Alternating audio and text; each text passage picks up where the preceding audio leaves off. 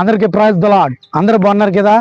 David బ్రెనైడ్ అనే భక్తుడు అంటాడు కదా, ఆయన ఏమంటాడంటే దేవుని పని చేయాలంటే మరి మన శారీరక బలంతో కాదు కానీ దేవుని ఆత్మతో చేయాలంటాడు.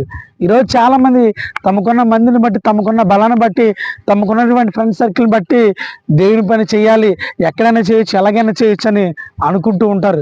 కానీ దేవుని పని చేయాలంటే కండ బలంతో కాదు, శారీరక బలంతో కాదు, ఆత్మ బలంతో, ఆత్మ శక్తితో చేయాలి.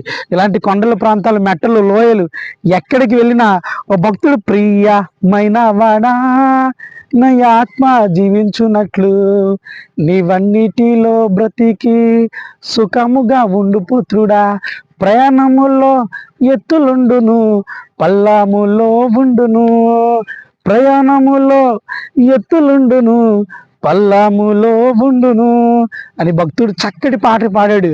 ఆత్మశక్తితో మనం